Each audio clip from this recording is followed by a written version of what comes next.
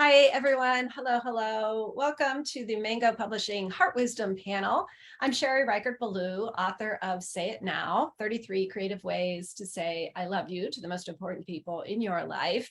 And oh, I'm so excited today to have Kim Colegrove and Nita Sweeney as our guest authors.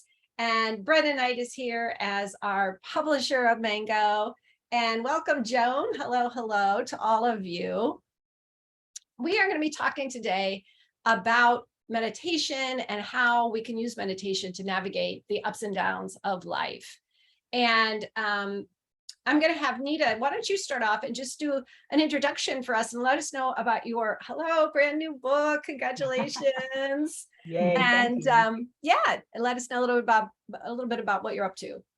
Yeah, well, I'm Nita Sweeney. I live in Central Ohio, United States, and this is my brand new Mango baby. It's Make Every Move a Meditation. And I'm also the author of Depression Hates a Moving Target, which is a running and mental health memoir, and then co-author with Brenda Knight a writing journal called You Should Be Writing.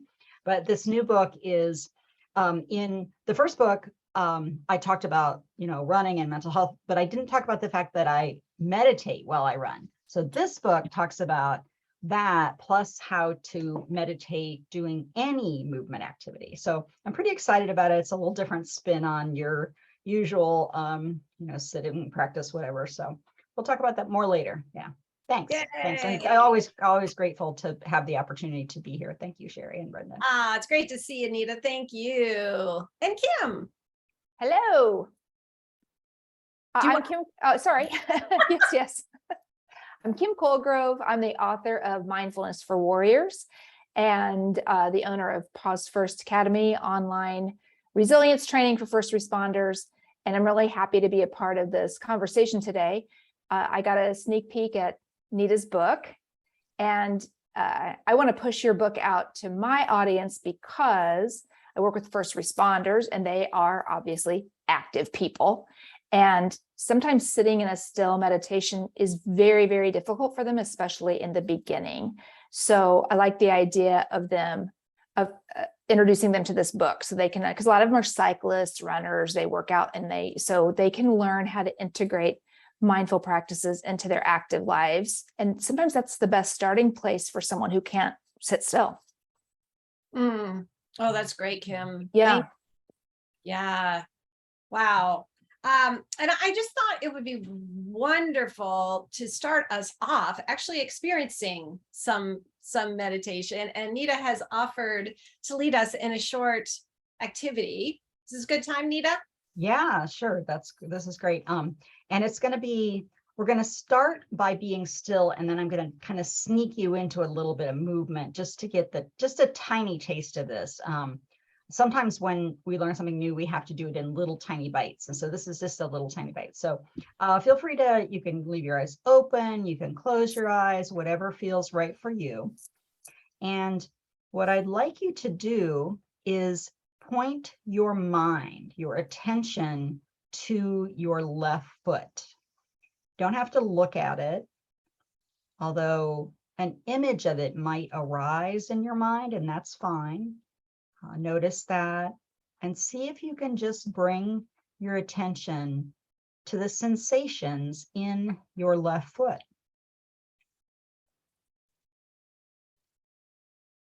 So you might notice if you have a shoe on, how your foot feels in your shoe, or if there's maybe tingling. There might be temperature, hot or cold.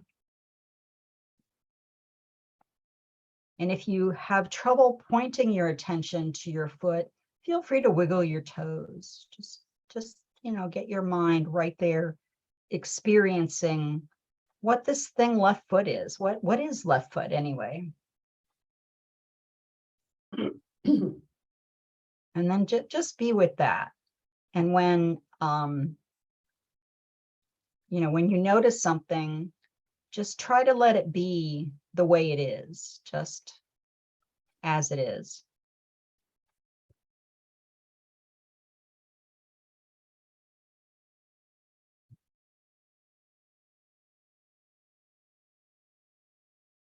And if you're like most of us, your mind might wander. That's really normal. Mind's jobs are to think, they generate thoughts. If that happens, just very gently bring your mind back to any sensations that you feel in your left foot.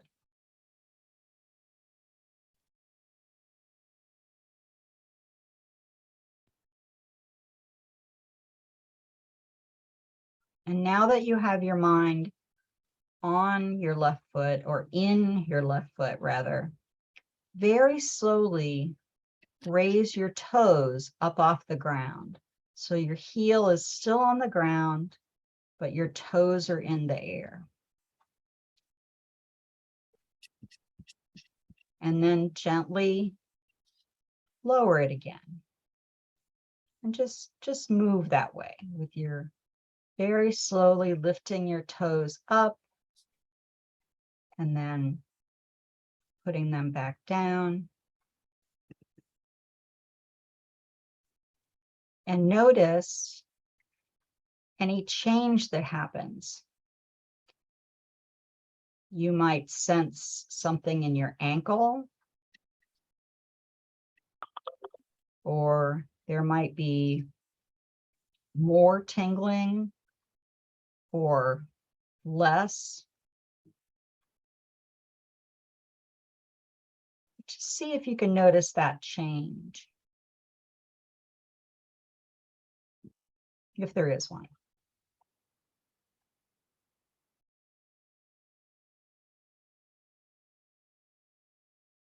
Now go ahead and put your foot back on the ground.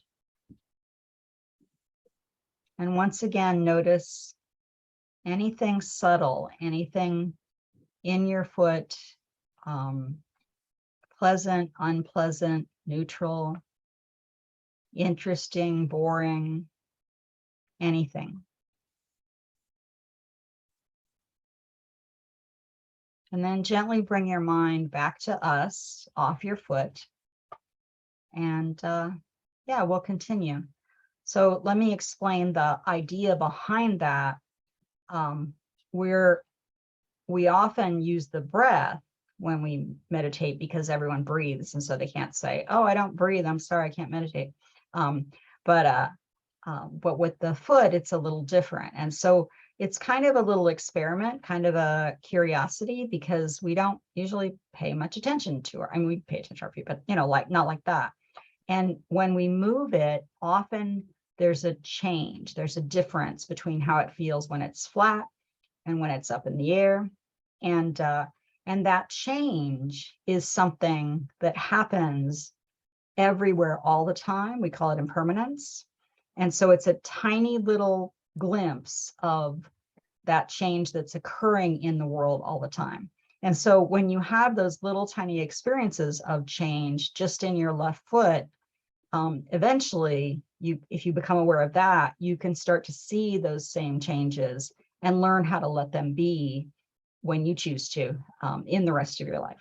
So that's my left foot meditation. And I have a sweet spot for my left foot because I have a congenital ankle defect. And so I always have extra sensations in my left foot. So that's why I use it. Yeah, Nita, that's Nita's left foot meditation. Nita, that was so brilliant also, because we were talking about meditation to navigate the ups and downs. And I loved I love that you brought that literally into the practice. I don't know about anyone else. I'd love to hear, but it's like my left foot is like so alive, and my right foot was like, when you told us to notice, I thought, wow, I could almost feel the energy in my left foot, whereas my right one was just kind of a little bit like not even there. Yeah, there's some, I don't know what it's called, and this is a sciencey geeky thing I probably should know, but when you pay attention to something, it actually changes. It actually changes it. And so that's why awareness and attention are so powerful, whether it's positive or negative or judgment, or, with equanimity, you try not to judge, but yeah, exactly. So yeah. And then your poor right foot's like, what about me? What about me? So you can do that later. Tell it later. We'll leave you out. Anything anyone else wanted to say about what they experienced? I always love doing other people's mindful practices, and that's good for me to be the student, but I'm sitting cross-legged. So what happened for me was I was doing my version of it because I couldn't lift my foot all the way up because my left foot's all tucked in and my right foot's kind of exposed. So it was a great exercise for me personally because my right foot is bare and it's cold because it was exposed. So my attention kept getting pulled to my right foot. And so I would just gently bring it back to the left foot, wiggle my toes. So it actually was a really good mindfulness practice to me because just coming back to the moment is the whole goal. Right. Yeah. Yeah, which I kind of forgot to say. Thank you. Or coming back to the left foot, so you think coming back to reality, right? Yeah, whatever it is, you're focusing on left foot and then your mind goes, and what are we going to have for dinner? And then you go, no, right now it's left foot. Yeah. So my right foot kept going, I'm cold. Where are your slippers? Well, thank you, Nita. I love that. And it is actually one of the things I love in general about doing these circles, right? Like, it's not that they're about meditation every time, but I do feel like in some ways they are about landing us here. We land here, we get to be together. There's sort of at least for me, like, okay, and so thank you. I realized, Ms. Brenda, I wanted to have you introduce yourself also. And this would be a good time if you want. I always love to hear your backstory. And you're the one who suggested this particular topic. So if you want to talk to that. Yeah, well, I'm Brenda Knight, and I'm publisher of Mango, and very happily so. And I'm especially pleased that we're talking about like the meditation aspect of mental wellness, because I've been a trend. I remember at one point I wanted to be a cool hunter, like in the 90s when that phrase was like big. And then at a certain point I realized I am, because like I track trends and like sort of what people, particularly for me, I'm like, what do people need? What do people need? And I knew that like people needed tools for mental wellness increasingly, like over the last years. And then I remember in 2016 reading that like anxiety had jumped up by 30%.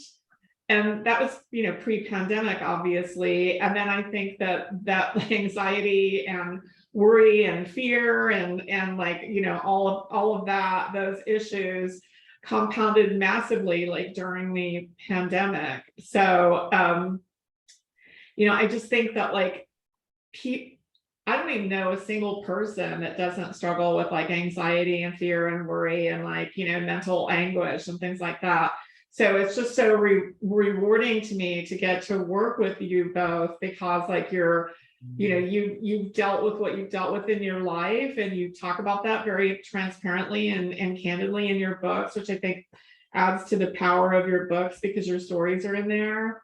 But then like, for me, like I get the honor of publishing your books that are helping people.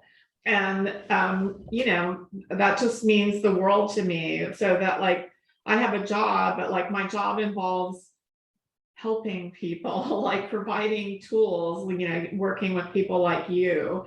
So, it's a hard world out there. And like, I think that, we just have to like do whatever we can to like help each other get through it. And I'm proud of both of you and your books.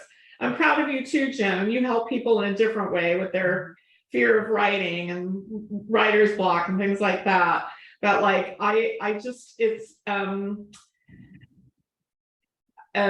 mental wellness is probably like, the most important thing, like, we can help people with nowadays. Yeah.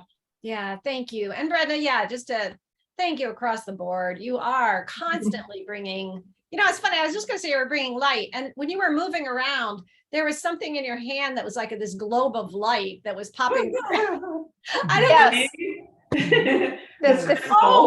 Maybe. The fairy godmother was waving her magic hands around. Yes, right. Yeah. Oh, there it is. That's what it was. There's a lamp. Yeah, that's so funny. Okay. Yeah. Anyway, it's great because it's like you're the bearer of light. So thank you. And thank you for bringing us all together. So I know that both Nita and Kim brought us a little something to read, and I was thinking maybe this would be a good time to do that. And from there, maybe there'll be some obvious places that we want to go around mental health and meditation and navigating ups and downs. Nita, do you want to start us off? Sure. I kind of have, well, they're two parts of the same chapter. So I was going to read from the middle of the book, from a chapter called Tangles of Emotion. And yeah, I know it's Sherry likes it. I love that. She got a sneak peek too, and she liked that part. So yeah, chapter 7, it is Tangles of Emotion. How to meditate on emotion. And let me explain that this book is kind of an FAQ. People ask me questions, and so I put the questions in the book woven through and then answer them. So anytime there's something in italics, it's a question I've been asked. So how do you deal with emotions that come up in mindful movement practice? The real question is, when emotions arise, how do you infuse that experience with awareness and equanimity? And that's kind of the theme of the whole book, that infuse your experience with awareness and equanimity. Emotions can be highly charged, painful, and seductive. How then do you work with them?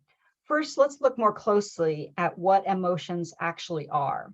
In one of the earliest Shinzen Young retreats, that is one of my meditation teachers. In one of the earliest Shinzen Young retreats I attended, he explained emotions in a simple and clear way I couldn't believe I'd never heard before. It wasn't in any of the psychology classes I'd taken, or none of my excellent therapists had discussed this perspective. Shinzen emphasized that emotions are composed of both thoughts and body sensations. We use emotions as our object of meditation by observing the arising and passing away of the thoughts and body sensations that comprise that emotion. He offered a simple analogy. Think of emotions as a ball of red and white yarn. From a distance, the ball looks pink, but that's not a clear view because most of us see emotions either from far away or so close up we can't see anything. We push away unpleasant emotions, pull pleasant ones closer, or get swamped to the point of nearly drowning in both. The mindset skills of intense concentration and equanimity learned in meditation change our perspective. On closer examination, the body sensations are red yarn, while the thoughts are white. The thoughts and body sensations get tangled so tightly that it creates the illusion of pink. Plus, the thoughts and body sensations feed off each other. We experience a body sensation that leads to a thought. We react to the thought, which leads to more body sensations, which then lead to more thoughts, and on in a vicious emotional cycle. Calm, concentrated practice helps untangle and separate thoughts from body sensations. If we learn to follow the separate threads of body sensations and thoughts, we see each thread arise and pass away. That's that impermanence I was talking about. Awareness of these individual processes, especially the fact that they pass, brings freedom. When we learn to let go of the thoughts around a certain emotion and to experience only the bare physical sensation, the emotion will often quietly spend itself, stopping the cycle. Emotions can be grouped into several broad categories: happy, sad, mad, and afraid. Most emotions fit more than one category at the same time. Grief, probably mad and sad. Anger, clearly mad, but also might be sad or afraid. Joy, happy, but could be tinged with sad if we miss someone who used to make us happy. Note the flavor of the body sensations and unravel them from the accompanying thoughts to further unlock the grip of a negative emotional spiral. That's the part I was going to read. I'm so glad you did, because I feel like that's such a beautifully written way of sort of helping us understand, what happens in our bodies. So thank you, Nita. You're welcome. I felt like it was one of the very early gifts I got in the meditation training app, because the emotional issues have still, and probably always will. That's always been the thing for me. And to be able to parse them out a little bit so they weren't so big helped. So thanks for asking me to read. Yeah. That's hugely helpful, Nita, because a lot of people that I've talked to over the years will avoid meditation and mindful practices specifically because of emotions that arise, like not for any other reason than they just want to continue to avoid that. So that's a great way to untangle it. Yeah. Yeah. Kim, we'd love to hear from you. I know that you also brought something for us. I did. In thinking about Nita's book and how she's presenting her book and why I think it's good for a whole big group of people who resist meditation and mindfulness, and often because of the sitting still and the silence and the, not wanting to deal with the emotions or whatever arises. Sometimes it's boredom and fidgetiness, so they just don't want to sit. So what I'm always trying to do in my instruction and encouragement with people is simplify, and give them just the simplest starting place, because I always feel like if they can get a glimpse of what that internal stillness feels like, or that internal pocket of mental clarity or moment of inner peace, just a few seconds, if they can just get a glimpse of it, then that'll make them maybe want a little bit more. So I have found myself lately talking more and more to people about just simply breathing, and not even breathing in a particular way, because I do work with a traumatized demographic. And so sometimes they're dealing with a lot of anxiety and post-traumatic stress symptoms. And so being told to breathe in a particular way sometimes makes some of the people I work with uncomfortable and anxious to force their breathing. So I don't even say, hey, breathe, in this particular way. I just say, what if you just shift your awareness and notice your breathing? Because you probably haven't done that yet all day. So that was the long and winding thought process that brought me to this little segment from my book about breathing yourself into the present moment.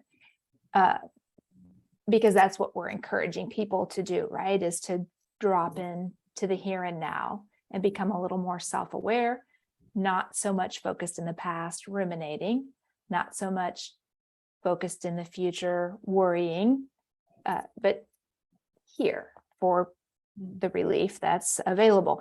So this is breathing into the present moment. If you are stressed, anxious, fearful, overwhelmed, etc., you are most likely not focused here and now. You are probably mentally elsewhere, thinking about the past, the future, or something or someone you can't control. When you breathe deeply, slowly, and purposefully, and you focus your attention on this breathing by observing it, feeling it, and/or listening to it, you are simultaneously distracting yourself from the thoughts, worries, fears, confusion, or other mental chaos that's causing you to feel stressed. In other words, paying attention to your breathing while focusing on slowing it down and deepening it brings your awareness fully into the present moment. Your breathing is happening here and now. So when you pay attention to your breathing, your awareness is focused here and now, otherwise known as the present moment. The simple act of breathing yourself into the present moment can bring great relief from stress, worry, overthinking, and other mental stressors. So that does talk about deep, slow breathing. And when people struggle with forced breathing, I say, try taking one deep breath just as a reset, because you're probably a shallow breathing. Most of us do most of the time. One deep breath. And then if you don't want to continue with forced breathing, it's just about noticing that breath, feeling it, and holding your awareness there, because even for a few seconds can be a very gently, lovely experience. And we can build on that. So the breath is a mindful practice, just breathing and being mindful of your breathing. That's a mindful practice you can do anytime, any place. You don't have to sit, you don't have to light any candles, you don't have to do anything, just gently shifting your awareness to the breathing. So that's what I thought I would bring up today. I love that it seems to me that, and I know you gave some thought to this, that it's like what you both brought, there's such companion pieces, right? So for both of you, what you brought, and I'm hoping anyone watching this now or watching the replay will really take this away, that it's like, those tools of using that yarn metaphor, to separate our emotions and our thoughts, and then the simple focus on the breath, that, you said, Kim, and I actually wrote it down. It struck me because you said, we're here for the relief that is available. And I loved that, because I do think that a lot of people find just thinking about meditation to be stressful, right? Like they somehow think that there's something they have to get right. There's something they have to do. And people talk about it in a way that it's like, oh, I can't do that. And when you said that showing up for the relief that's available, I thought that is what it is. Nothing to do, nothing to get, just to be available. So I don't know if you guys wanted to say any more about that, but it seemed like an important place, especially for people who are stressed about meditating. Yeah, I always say, in my opinion, that the primary goal of meditation is to experiment with or to experience being over doing. And I work with doers primarily. I work with, heavy duty doers. So it's counterintuitive for them to sit still and do nothing. So I just do my best to describe and explain all the gifts that are available once we can train ourselves to sit in stillness and do nothing, because there really are a lot of evidence-based benefits of meditation and mindfulness, but the benefits occur in the being. We have to allow the benefits. It's not an outcome we can force.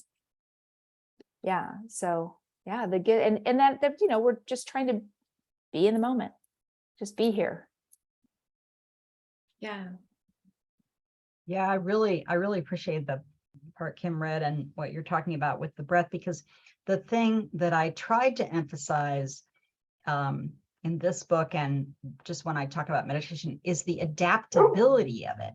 And right now I'm listening to my dog barking, so apologize for that, but she's there. She wants dinner, and the 100% good husband is not here. Yeah, so I'm noticing my body sensations of irritation with awareness and equanimity. But anyway, but yeah, so because I'm meditating right now on the fact that I'm thinking, where is he? And also a little bit of anxiety because, I haven't been well, he hasn't been well. So I'm like, where is he? But I interviewed some people, and there's just tiny little quotes from them. A guy who does Brazilian jiu-jitsu meditates while he's doing that. Laser tag, disc golf, sailing your boat, calisthenics, I forget what all, but and of course, weightlifting and swimming and things that we know about. Pickleball. I know someone who meditates while they play pickleball. And so whether it's your breath, whether it's your left foot, whatever you're doing, sometimes it's like getting rid of the myth that it has to be something woo-woo and special. I mean, it is, but we don't have to think of it like that. It's really very ordinary, because we breathe, we have thoughts, we have body sensations all day long. And so if we can just learn just these basic techniques, like Kim said, you just notice one breath. It's so simple and so accessible. And that's, I'm kind of in a meditation's wonderful place, but that's kind of how I've always been. But it really is, because it's so available. And that's kind of Kim's work is so important, bringing it to the first responders who don't know they need it, but they really do, because their lives are so stressful.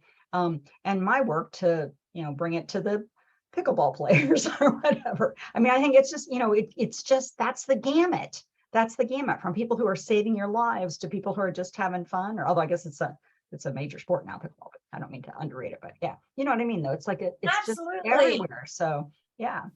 Absolutely. And Nita, I really want to underscore something, because you just said, it's quite ordinary, right? Meaning, I think that it's like, we all have access to it, right? It's there, available, free of charge.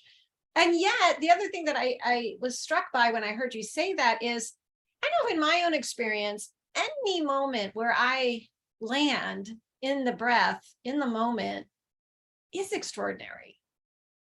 Even just then when I did it, I actually like took a breath and I looked at each of you, you know, with as much possible awareness as I could of like gratitude and just like seeing you, and everything changes. When you put your attention on it, it does. I'm sorry, I'm kind of tearing up a little bit because it's just so powerful. And I've been feeling these, I've had, you know, my own stuff I've been going through, and I just been feeling these moments of just like, whoa, we're breathing here. Hey, we're good. We're breathing here. And that's what it is. It's so, and maybe ordinary. I mean, I think it's the right word though, because it is like so ordinary, but you pop into this place that's here, that's phenomenal, that most of the time we spend missing. And so that's the extraordinary part for me. We do. We're just not here. We're not. And it's the way our world is set up. It's not set up for us to be here.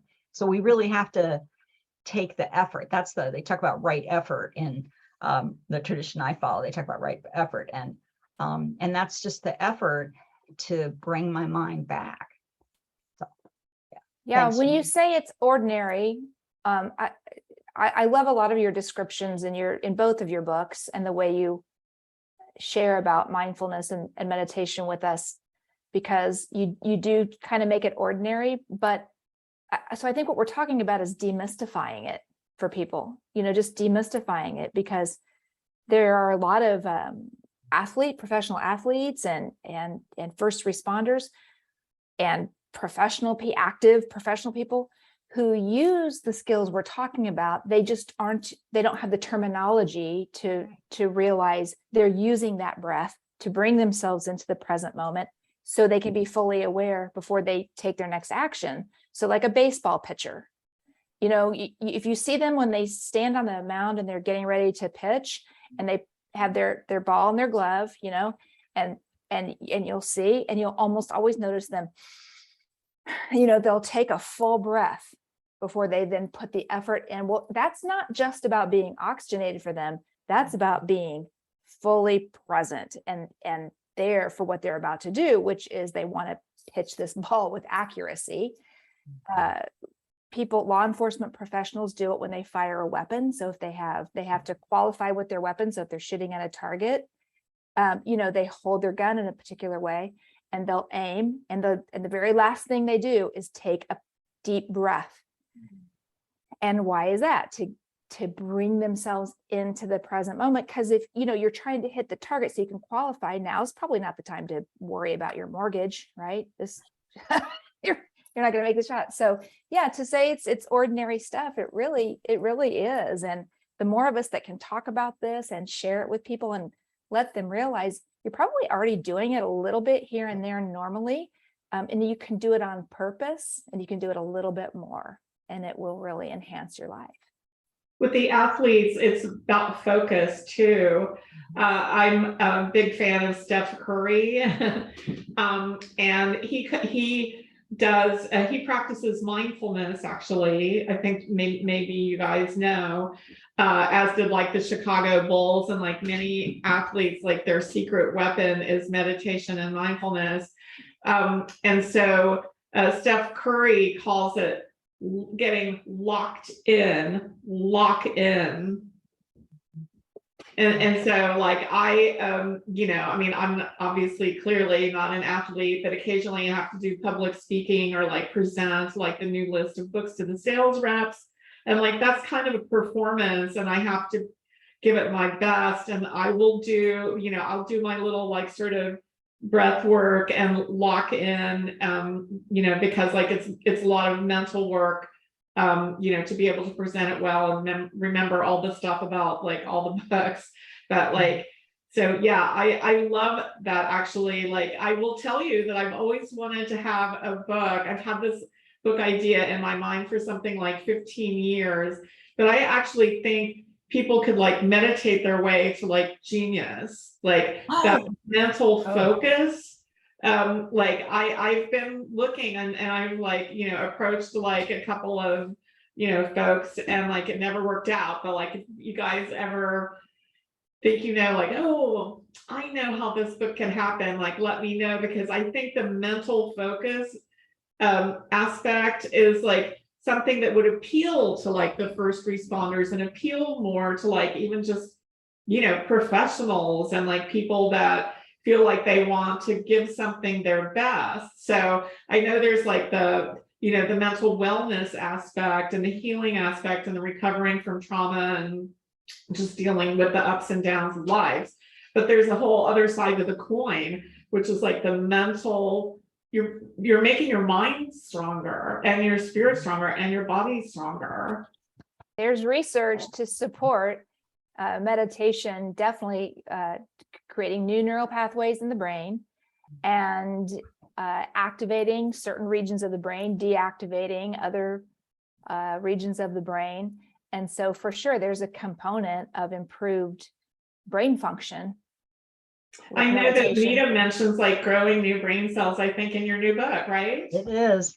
And I wanted to point you to chapter 18, titled "You Might Already Be Doing It," as well as chapter 21, Performance, because that's one of the things I did when I was researching this book, as I tried to cast a really wide, net, and I kept coming up on these books by performance coaches that and like basketball coaches, baseball coaches, football coaches, and there was always either one specific chapter about mindfulness and meditation and focus and awareness, and often not just the focus, but the equanimity, the calm mind. And that's the part a lot of times we forget about.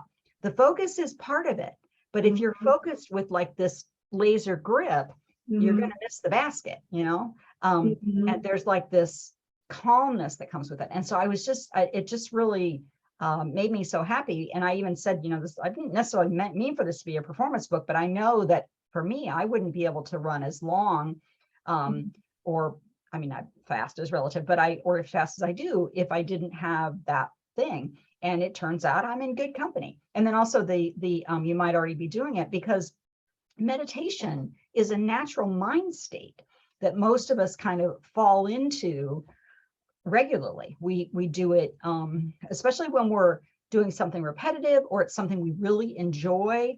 And it's similar to flow. There's a lot of overlap with flow. It's not quite the same, but it happens often. And so I am saying now, my goal is to help you do it on purpose, for you to be able to have the skills to make that happen more often.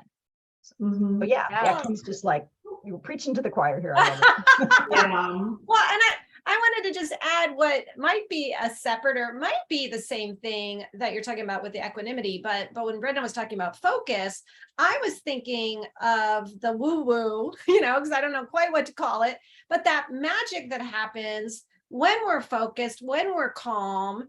And it seems to me that things just come. That's the magical woo-woo part to me, whether it comes from life or the universe or creative ideas are just all floating around and we don't notice them until we're focused and calm. But I think that's another huge piece of meditation, and people could use it, for performance or for, productivity, if you will. I mean, that's my yes, creativity. And I mean, I use stress reduction as the gateway drug, to get them to accept the concept of meditation. And then, in the rest of it, I think if you develop the discipline to practice meditation for the stress relief that you need, then you will start to experience what else is available. And I'm with you on that, Sherry. I get some of my best ideas, unbelievable insights, solutions to problems, all kinds of things sitting in meditation, because I'm quieting my entire self and quieting my mind, and wherever this inspiration or this idea was, I had it shoved down or tucked away so far, or I just wasn't receptive. And Yeah. then, here it comes. So that is, but first with the people that I'm working with now, first, I'm like, well, let's reduce your stress a little bit. We can talk about the rest of it down the road, but I'm with you on that. Absolutely. I just wanted to welcome Liz Marie. I'm glad to see you. And I saw you turn on your video. I don't want to put you on the spot, but if you wanted to share anything, jump on in. I don't really have anything to share other than that I really enjoyed this panel as usual. I think everything that was spoken about today was very helpful because I don't know, for me, my life feels a little chaotic at the moment. And especially the exercise we did at the beginning, Nita, that was like very nice to like come back to myself. Yeah, I really appreciate both of the authors here and you, of course, Sherry and Brenda. Just everyone here. There's nothing more grounding than a foot meditation. And nobody's going to leave early because Kim's going to lead us in another wonderful exercise toward the end. So just a reason to stick around. I feel called to say that I wish I did invite Monk, but it's kind of short notice, but I wish he were here because I feel like there's a synchro destiny aspect, like to like the the magic that can happen like in your life and in your body and your mind and all that, like when you get into a certain mental state through meditation. I think it can like cause things to happen, or you can draw things toward you that you want because of paying attention to it, turning attention to it. Yeah. I really, that just reminds me, I mentioned it before, I have to look that up because there is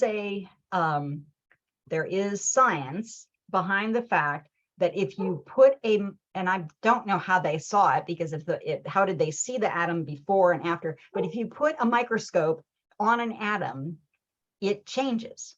Whereas if it's off, it's different. So there's something that actually happens. The awareness generates movement, generates energy. And when I've been doing sitting meditation, sometimes I know that I will have, let's say my leg will fall asleep or something if I'm sitting. And then I'm maybe trying to focus on my breath, but that just keeps calling to me. And so I have permission from the teacher and myself to make that sleepy leg my object of meditation. And so when I do that, then it starts changing. Whereas before it sort of felt like this solid block, but I put my awareness on it and I realized that it's not, first off, plus it changes. And so it's not just my awareness of what is, but it actually starts changing. And like I said, there's some science behind that. And I really love now all that. I made a note now. I have to look that up. Yeah. So it's the deeper study of physics, that is leading us to metaphysics. So we've always been inventing contraptions so we could look at the smaller particle and the smaller particle. And we're always looking for the matter inside the particle. And, we could see the atom and then we look inside the atom and then we see the, and we go all the way down to quarks. And then what they find is inside of each new particle we discover is more space, space. So we're always looking for matter that creates matter. And what that arm of physics teaches us is it's all energy. And so even when we are able to view it, the viewer's energy impacts the particle's energy. And then there's a change just in that observation of it. It's fascinating. It is. And I can't help but put in a plug, because I love to talk about relationships, right? And how we deepen our relationships. And this is yet another benefit of meditation. And particularly when we're talking about the ups and downs, the people in our life are so important.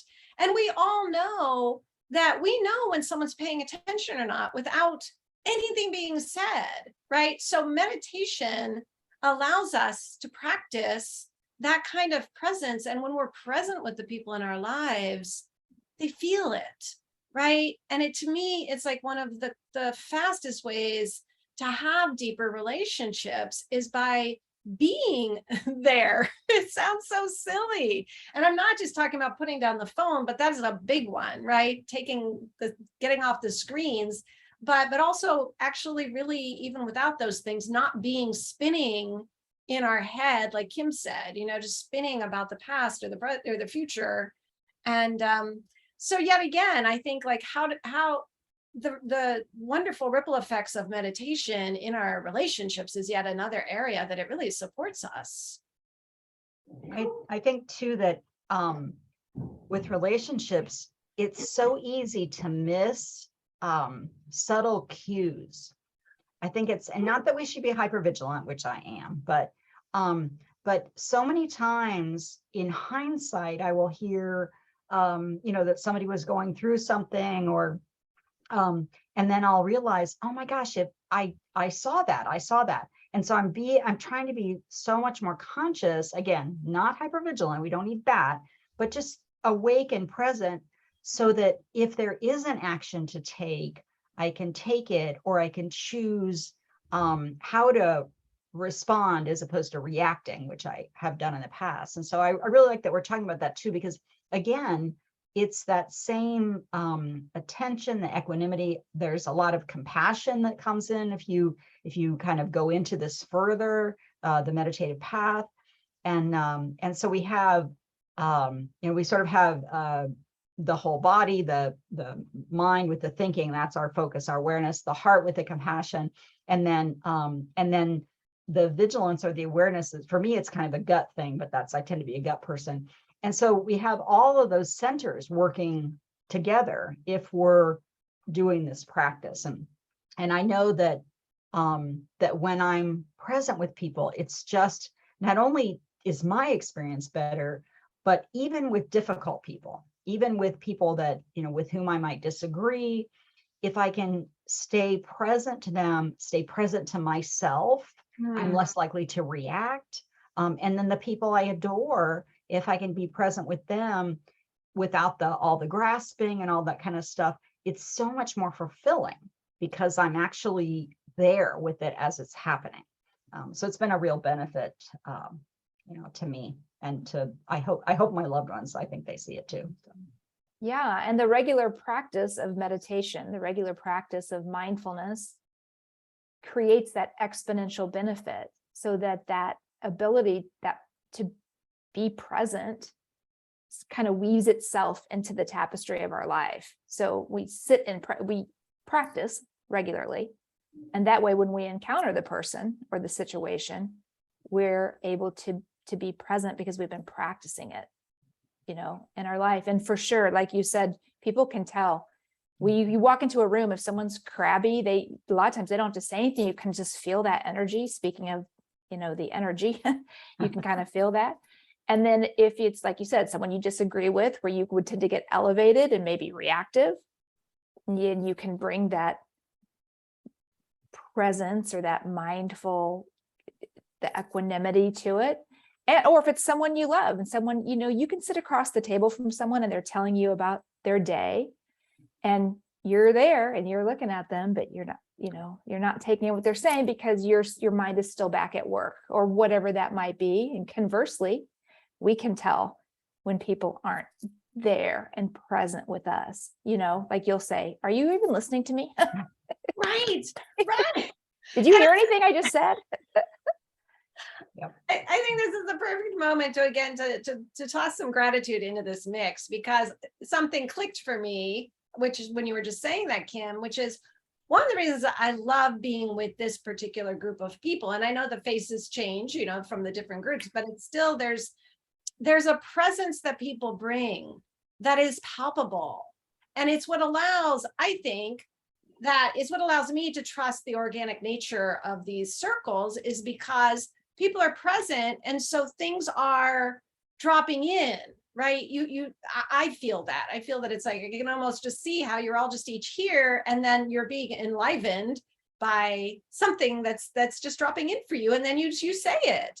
And it's like this beautiful, to me, an experience of a group of people who are here. And it's why I love it. And I just wanted to say that. And Kim, I think this is a perfect time for us to experience a little more presence. Okay, let's do it. Well, in keeping with my conversation about the breath, there is one really simple exercise that I've been doing a lot more with people because it seems to not turn anybody off, really. It's very simple and it's easy to remember.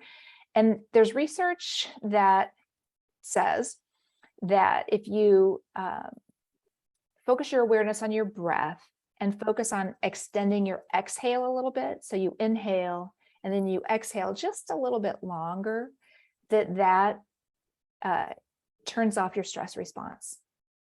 So if you are feeling anxious or overwhelmed or stressed and you need to calm the self, just breathing and then extending the exhale, it engages the parasympathetic nervous system is what it does. So that's the body's rest and digest. And that can shift us out of that anxious stress response, into a more restful state. And, it helps bring you into the moment and become a little more self-aware. So this is really simple. And all you do is when you inhale, you mentally count to 4. And as you exhale, you mentally count to 6, or you can count to 7 or 8, but the counting extends on the exhale, and that helps you make sure that you're exhaling a little bit longer each time. And I typically get everyone started by leading 1 or 2, and then I say, now you mentally count, because we all breathe at different rates. But just matching your breathing to that, counting to 4 on the inhale, 6 on the exhale.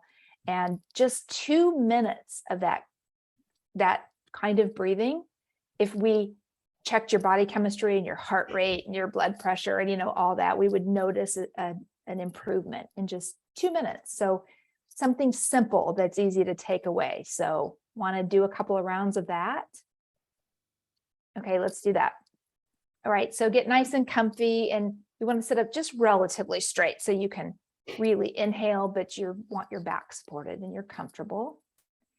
And I'll invite you to close down your eyes, or you can just look downward towards the floor, the desk in front of you. And let's start by just taking one nice breath. So we'll just inhale and exhale and let it out. And now we'll all inhale together and we'll count 1, 2, 3, 4, and we exhale 2, 3, 4, 5, 6. Next, inhale 2, 3, 4, and exhale 2, 3, 4, 5, 6.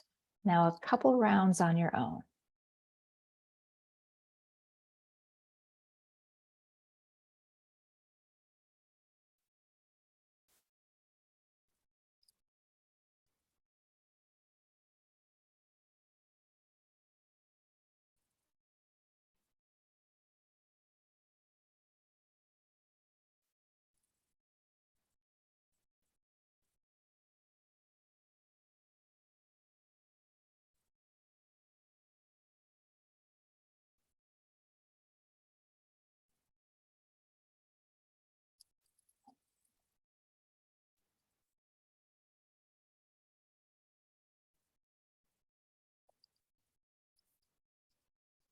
All right.